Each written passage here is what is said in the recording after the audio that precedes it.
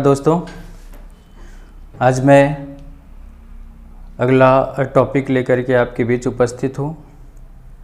तो टॉपिक तो वही रहेगा, हड़प्पा सभ्यता, जिसमें हम लोगों ने कई सारी चीज़ें पढ़ ली। जैसे पहला पॉइंट हम लोगों ने क्या पढ़ा, हड़प्पा सभ्यता का नामकरण। दूसरा पॉइंट हम लोगों ने पढ़ा हड़प्पा सभ्यता का क्षेत्र विस्तार। तीसरा पॉइंट हम लोगों ने पढ़ा हड़प्पा सभ्यता की नगरीय योजना। ये तीनों पॉइंट बहुत महत्वपूर्ण थे। आप आए हुए सवालों को हल करके देख पा रहे होंगे, खुद ही आपके समझ में आएगा कि वहाँ से सवाल अक्सर पूछे जाते रहे। आज उसी मुद्दे को लेकर के, उसी हड़प्पा सभ्यता से ही अगला पॉइंट हम जो ले करके आपके बीच उपस्थित हैं वो है हड़प्पा सभ्यता की अर्थव्यवस्था। तो सवाल उठता है कि कैसी रही होगी अर्थव्यवस्था हड़प्पा सभ्यता की। क्या इस हड़प्पा सभ्यता की अर्थव्यवस्था को वर्तमान अपने देश की अर्थव्यवस्था से हम जोड़कर देख सकते हैं? तो हम लोग कह सकते हैं कि किसी भी देश की, किसी भी क्षेत्र की जो अर्थव्यवस्था होती है, या ये कहें कि जो रहन सहन होता है, जो खान पान होता है, जो वहाँ का व्यापार वाणिज्य होता है, जो वहाँ के उद्योग धंधे होते हैं, वो सब कुछ किस पर डिपेंड करता है? वहाँ की भौगोलिकता पर, वहाँ की जलवायु पर। जहाँ की जैसी भौगोलिकता, हमें जैसी जलवायु, हमें वहाँ वैसे ही जीवन जीने को बाध्य होना पड़ता है, क्योंकि प्रकृति के सामने हम बहुत तुच्छ हैं, बहुत छोटे हैं। हमें प्रकृति जैसा जीवन दी है, हमें वैसा ही जीना पड़ता है। यदि उसके सामने हमने थोड़ी सी गुंडे की, तो आप देख रहे हैं कि इस समय दुनिया में कैसी आपदा आई हुई है। एक छोटा सा वायरस जो दिखाई भी नहीं देता, पूरी दुनिया में हाहाकार मचा दिया है। दुनिया की जीवन शैली बदल गई है। आप में से बहुत सारे छात्रों का मेरे पास फोन आता है कि उनमें निगेटिविटी बढ़ती जा रही है, कैसे क्या करें। लेकिन ये ठीक बात नहीं है। ये केवल आपकी समस्या नहीं है, ये वैश्विक आपदा है। आप एक अधिकारी बनने जा रहे हैं, ऐसी बड़ी सारी समस्याएं आपके सामने आएंगी। तो हम ये तो नहीं कह रहे हैं इस समस्या की प्रशंसा कर रहे हैं, लेकिन आपको समस्याएं मजबूत बनाती हैं। आपको इस समस्या में भी अपनी मजबूती बढ़ानी चाहिए। आपकी मजबूती ही देश को मजबूत करेगा। इसके बारे में कल हमने आपको बताया ही था, ठीक है, कि हम विश्व गुरु रहे हैं और फिर हम बने। हमें ऐसी कोशिश करनी चाहिए। वो तभी संभव है जब हम, हर देश का प्रत्येक नागरिक, अपने को मजबूती से देश के सामने प्रस्तुत करे। ठीक है, तो इस तरीके से आज हम लोग अगला पॉइंट शुरू करने चलते हैं, हड़प्पा सभ्यता की अर्थव्यवस्था।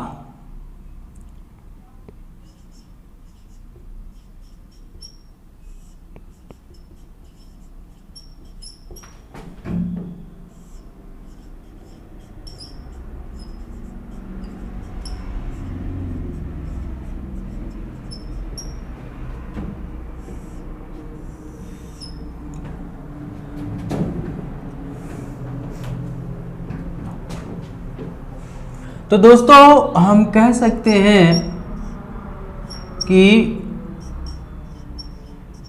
किसी भी देश या क्षेत्र का रहन सहन,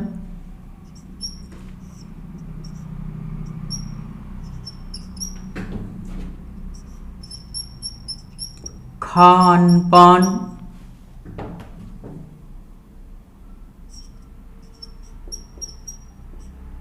व्यापार वाणिज्य,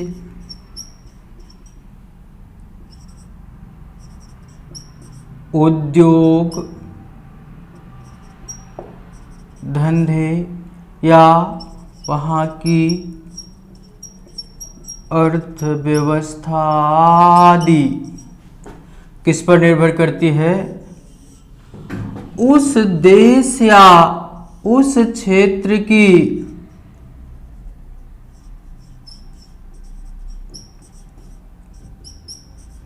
भौगोलिकता और जलवायु पर। तो जाहिर सी बात है कि ये बातें हमारे देश के साथ भी लागू होगा।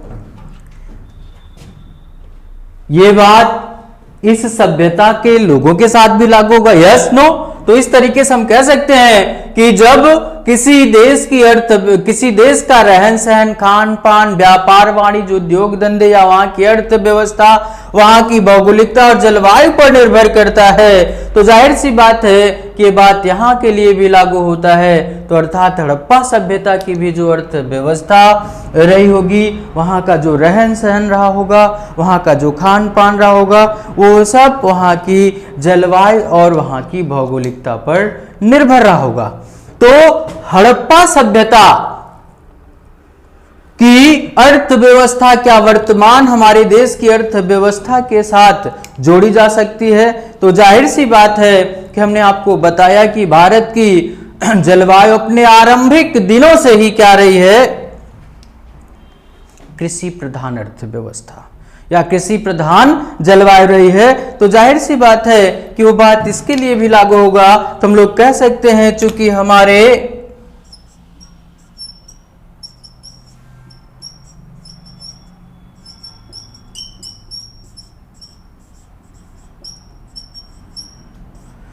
हमारे देश की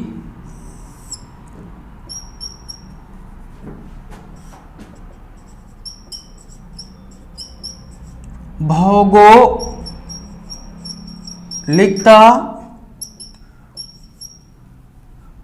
और जलवायु अपने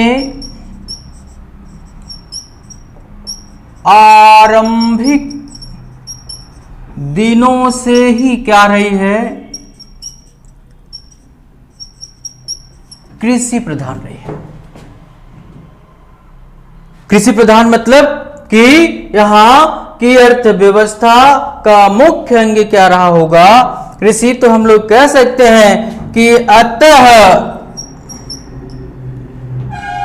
हमारे देश के भूखंड पर पनपने वाली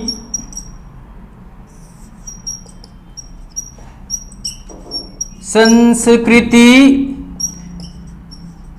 या सभ्यता की अर्थव्यवस्था भी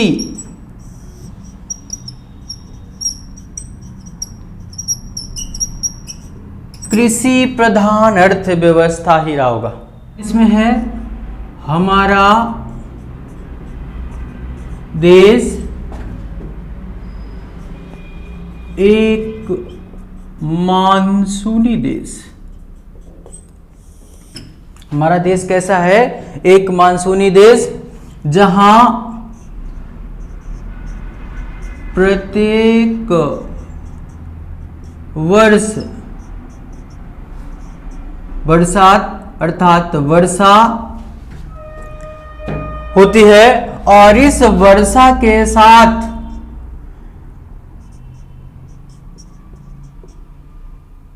हमारे यहाँ की नदियों में क्या आता है? बाढ़।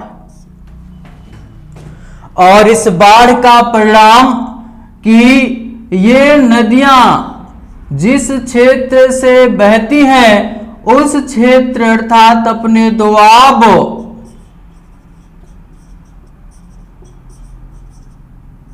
क्षेत्र में जलोढ़ मिट्टी को छोड़ते हुए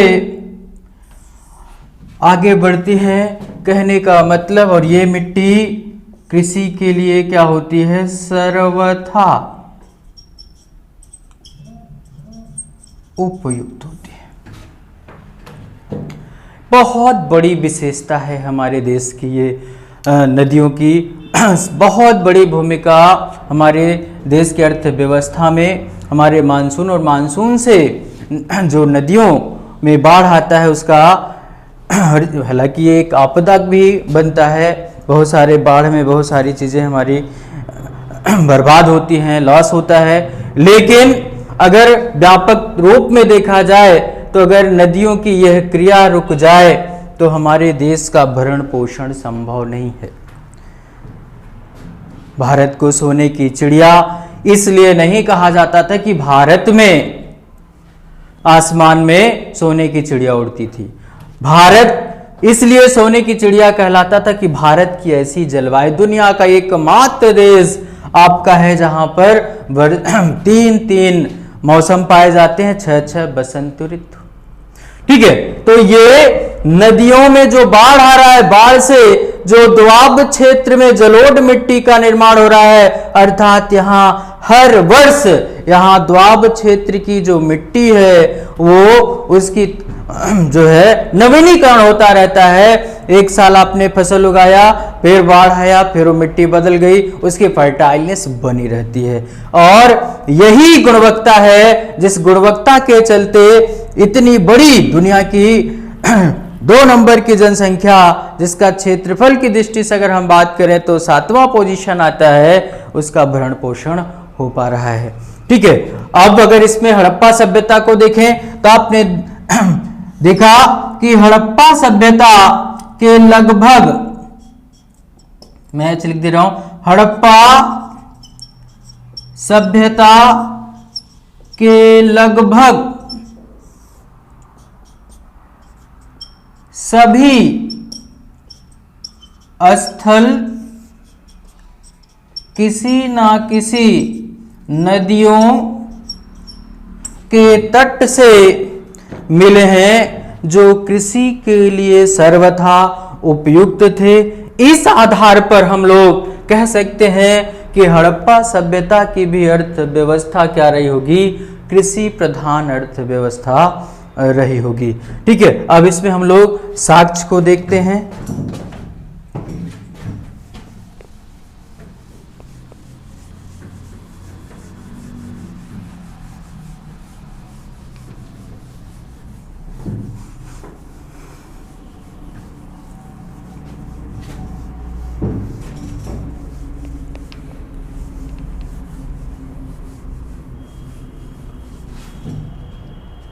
तो अगर हम साक्ष्यों की बात करें तो हम लोग कह सकते हैं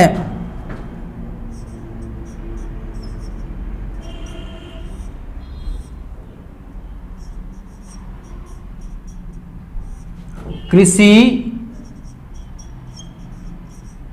उपकरण जैसे हल, कुदाल, कृषि उपकरण की बात करें तो जैसे हल, कुदाल, तो हल की अगर बात करें तो इसके साथ से क्या मिले हैं, तो पहला कालीबंगा, आया हुआ सवाल है कई बार, कालीबंगा से जुते हुए खेत की नाली का साक्ष्य। 2 बनावली से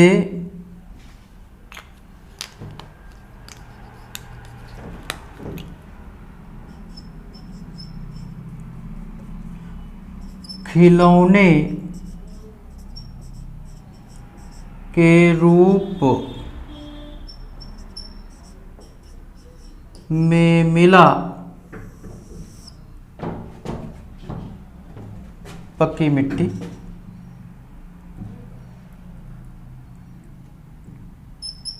पक्की मिट्टी का हल या टेराकोटा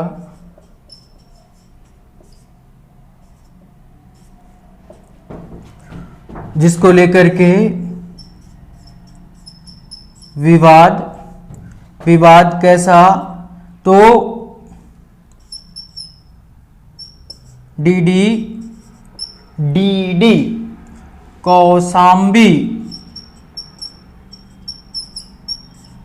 महोदय के अनुसार इस सभ्यता के या हड़प्पाई हल से अपरिचित, हल से क्या थे? अपरिचित। लेकिन इनके मत का दो आधार पर खंडन किया जा सकता है। जैसे दिख रहा है आपको कि कालीबंगा से जुते हुए खेत की नाली दो, यदि ये लोग हल से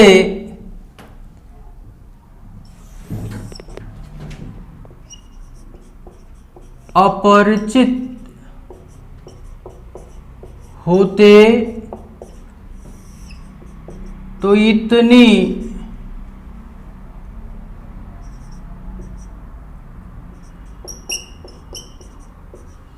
गहरी खुदाई बगैर हल के संभव नहीं था। और यदि ये गहरी खुदाई ना होती तो कृषि में अतिरेय उत्पादन भी नहीं होता, सरप्लस प्रोडक्शन। और अतिरेय उत्पादन नहीं होता तो श्रम बचत भी नहीं होता। श्रम बचत नहीं होता तो व्यापार वाणिज्य का विकास भी नहीं होता। और अगर व्यापार वाणिज्य का विकास नहीं होता तो नगरीकरण भी नहीं होता। चूंकि यह सभ्यता एक नगरीय सभ्यता थी, वो तभी संभव जब यहां व्यापार वाणिज्य रहा होगा, ठीक है, अतिरेय उत्पादन होता रहा होगा। और वो तभी संभव जब कृषि तकनीकी में हल जैसे महत्वपूर्ण यंत्र की जानकारी रही होगी, ठीक है। तो इस तरीके से हल के बारे में अगला हम लोग इसमें पॉइंट क्या कह सकते हैं?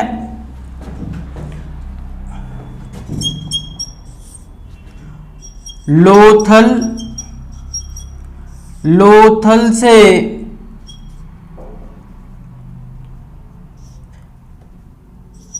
मिला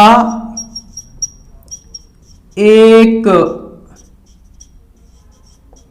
मिट्टी का प्लेट जिस पर बना बीज यंत्र अर्थात सीड ड्रिल।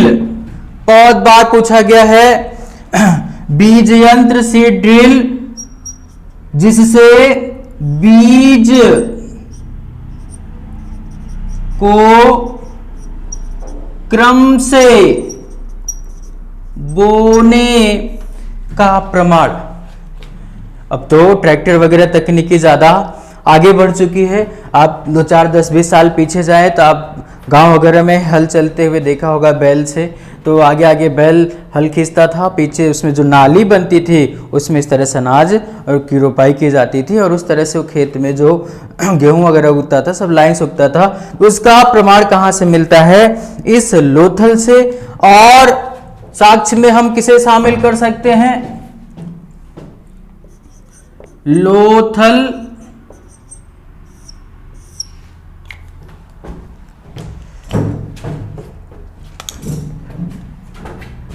से ही मिले एक चूहेदानी,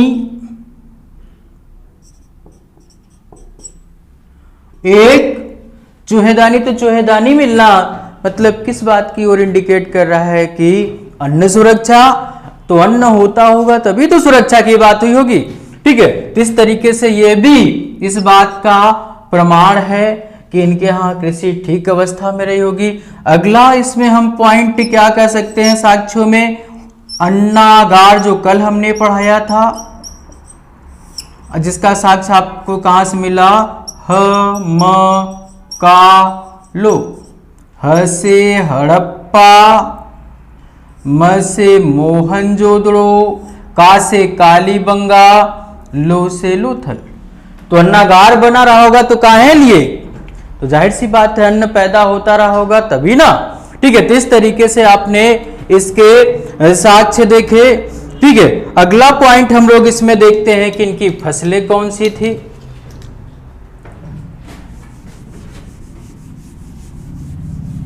ये सारे के सारे सवाल जानते रहें कि आए हुए हैं, और जो नहीं आए हैं वो बहुत महत्वपूर्ण है, कभी भी पूछे जा सकते हैं।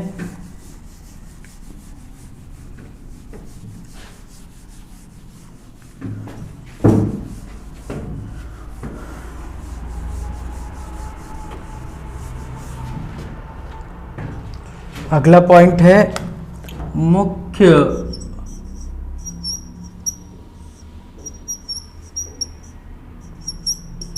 फसलें।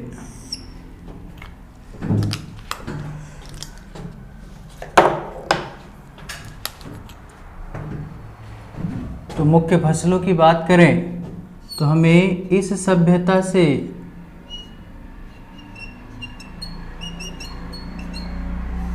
नौ फसलों का साक्ष्य मिला है, जिसमें से जो महत्वपूर्ण थी जैसे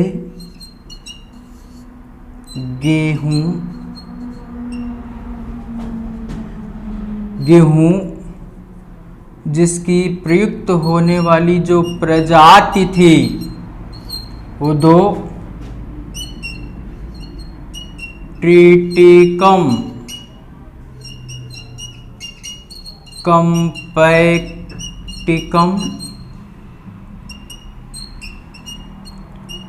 ट्रिटिकम स्फेरोकोकम, जिसका साक्ष्य हड़प्पा मोहनजोदड़ो से।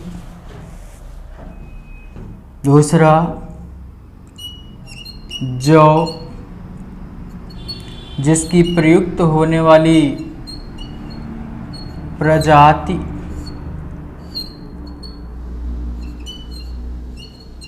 नोइन वल्गैर,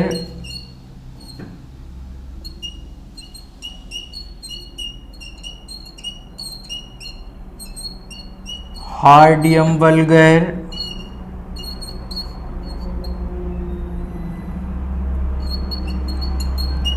हेक्सा ट्रिटिकम,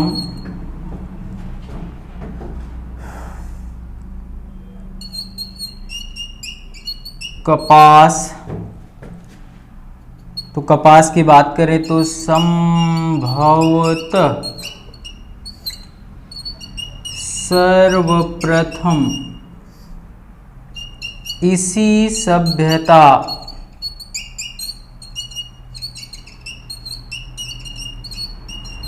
के लोगों द्वारा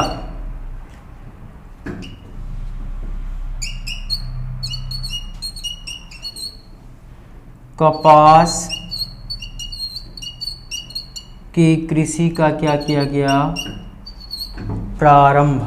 संभवतः सर्वप्रथम इसी सभ्यता के लोगों द्वारा कपास, आपको पता है कि भारत का वस्त्र उद्योग प्राचीन काल से वर्तमान तक एक समृद्ध उद्योग रहा है, जिसका प्रमाण आप यहाँ पर देख रहे हैं कि संभव है कि सबसे पहले कपास की कृषि हम ही लोगों ने शुरू किया, जिसकी प्रयुक्त होने वाली जो प्रजाति थी।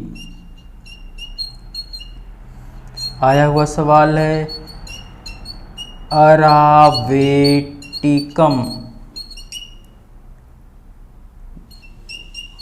गोर्सोपियम, जिसकी प्रयुक्त होने वाली प्रजाति कौन सी थी? अरावेटिकम गोर्सोपियम। ठीक है, अगला अगर हम लोग बात करें धान, तो आप देखेंगे कि सिंधु घाटी क्षेत्र से धान का कोई साक्ष्य नहीं मिला है, लेकिन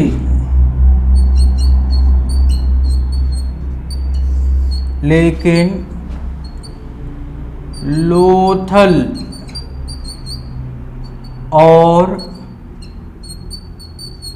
रंगपुर से धान की भूसी का साक्ष्य मिला है, जो इसकी कृषि की भी प्रामाणिकता हमें देता है। इसके अलावा जो बाजरा, राई, सरसों आदि का भी लोग आदि की भी कृषि करते थे। नोट करके मैं लिख दे रहा हूँ कि अभी तक इस सभ्यता के लोगों को ईख, गन्ना और दलहन वाली फसलों के बारे में जानकारी नहीं थी। ठीक है, तो इस तरीके से आपने देखा कि इनकी मुख्य फसलें, तो फसलें में आप देख रहे हैं कि 9 हमने ऐसे जो महत्वपूर्ण है लिख दिया। जैसे गेहूं की, तो गेहूं की 2 प्रजातियां हम लोग देख पा रहे हैं, एक ट्रिटिकम कम्पैक्टिकम, 2 ट्रिटिकम स्फेरोकोकम, जिसका साक्ष्य कहाँ से मिला? हड़प्पा और मोहनजोदड़ो से। जौ, जिसकी प्रजातियों की बात करें तो 3 प्रजातियां हमें दिख रही हैं, नून वल्गर, हार्डियम वल्गर, हेक्साटिटिकम। अगर कपास की हम बात करें तो कपास आप देख रहे हैं कि संभव है कि सर्वप्रथम इसी सभ्यता के लोगों द्वारा कपास की कृषि का आरंभ किया गया। ठीक है, जिसकी प्रयुक्त होने वाली जो प्रजाति थी वो कौन सी थी? अरावेटिकम गोर्सोपियम। इसी कपास को यूनानी सिंडन, क्या कहे? सिंडन कह करके पुकारते थे। ठीक है, तो इस तरीके से इनकी मुख्य फसलें। अगला इसमें पॉइंट है कि सिंचाई इनकी कैसे होती थी। तो अगर हम सिंचाई की बात करें तो आज विज्ञान इतना आगे बढ़ चुका है, ठीक है, कि दुनिया मुट्ठी में हो गई है। मोबाइल लेकर के हम ये अकड़ दिखाते हैं कि पूरी दुनिया हमारे मुट्ठी में है, लेकिन छोटे से वायरस ने आप देख रहे हैं कि पूरी दुनिया की लैब को चुनौती दे दिया है कि देखें हमारा उपचार तुम्हारे पास से क्या है। ठीक है, जो इस बात को स्पष्ट कर रहा है, हमें सावधान कर रहा है कि हम प्रकृति के सामने नगण्य है, ज़्यादा सेखी बघाड़ने की ज़रूरत नहीं है। ठीक है, तो इस तरीके से अगर हम इस सभ्यता में हम सिंचाई की बात करें तो जब इतनी विकसित तकनीकी के बाद भी अगर 1 साल वर्षा नहीं होती तो सूखाग्रस्त क्षेत्र घोषित कर दिए जाते हैं। अर्थात कह सकते हैं कि सिंचाई का जो मुख्य साधन रहा होगा वो क्या? वर्षा। क्या रहा होगा? वर्षा, क्योंकि इस सभ्यता के किसी भी स्थल से किसी नहर आदि का साक्ष्य नहीं मिला है। वर्षा के अलावा हम क्या कह सकते हैं? तो वर्षा के अलावा की अगर हम लोग बात करें तो तालाब और कुएं द्वारा भी सिंचाई कुछ होती रही होगी, जैसे धौलावीरा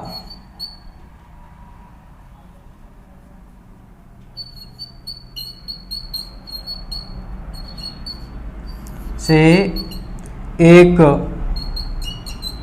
पत्थरों द्वारा निर्मित तालाब का साक्ष्य मिला है, जो विशिष्ट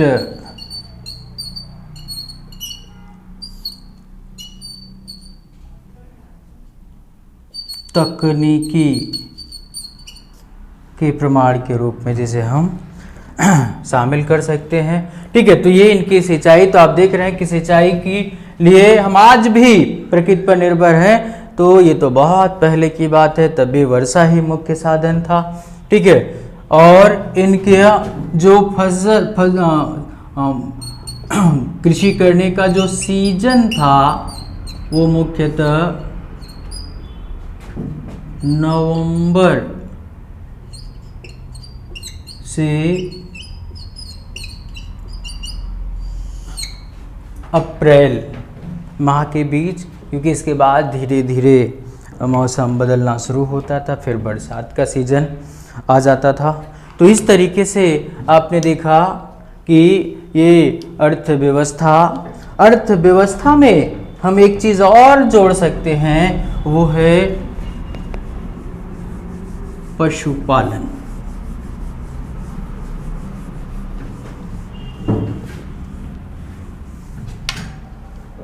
तो इस अर्थव्यवस्था को अगर हम लोग जैसे चाहते तो बांट भी सकते थे। एक कृषि जो हम लोग अभी पढ़ लिए, और अभी दूसरा पशुपालन।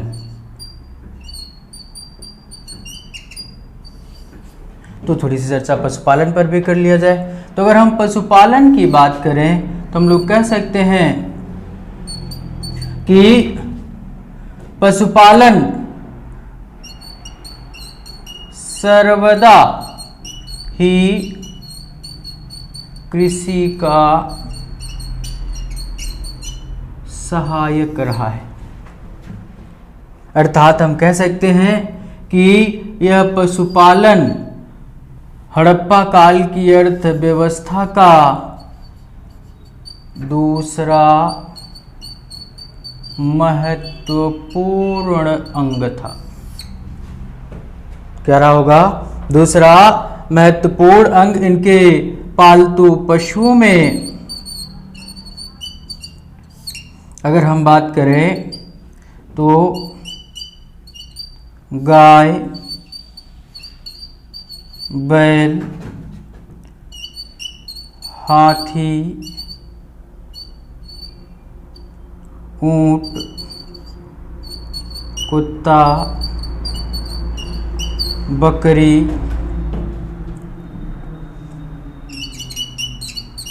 घोड़ा,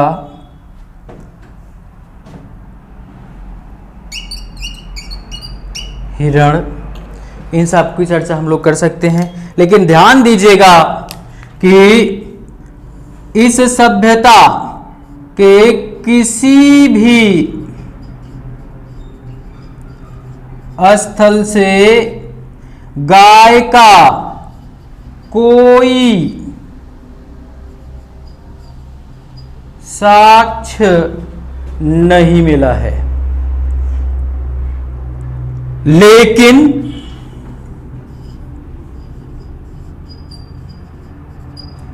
चूंकि बैल होते थे,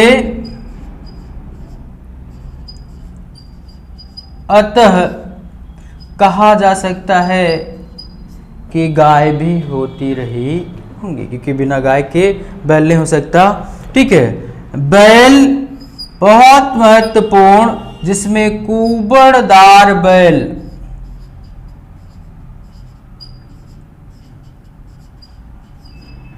कुबड़दार बैल जैसे नंदी गाय की तरह से जो होती हैं, ये इनका धार्मिक रूप से विशेष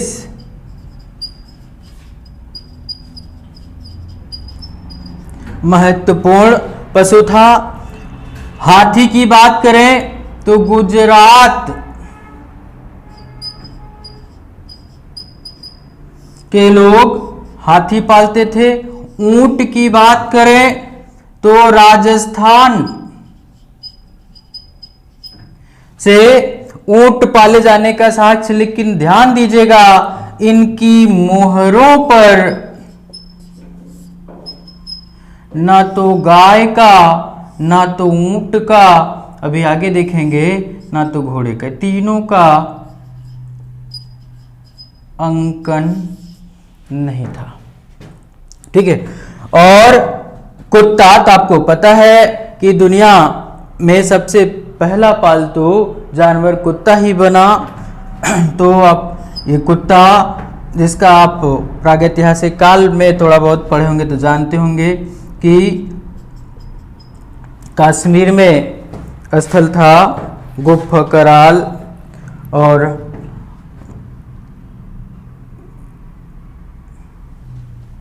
गुफा कराल एक स्थल और था, कराल और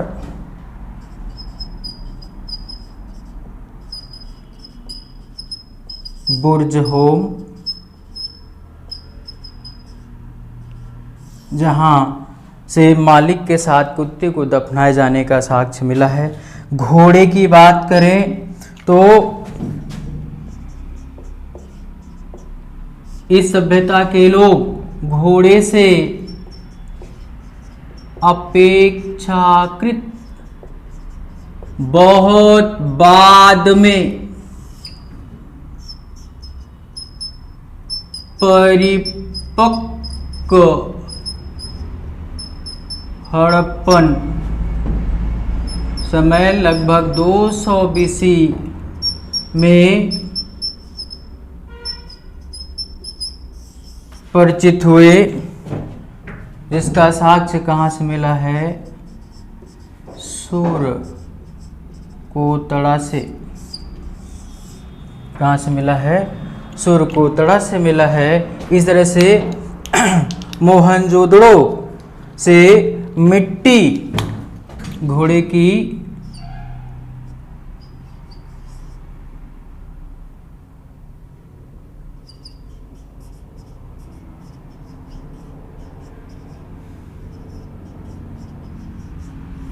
आकृति भी मिली है। तो इस तरीके से इसमें अगर एक आध दो पॉइंट और हम लोग देखें तो आप देखेंगे कि हड़प्पा से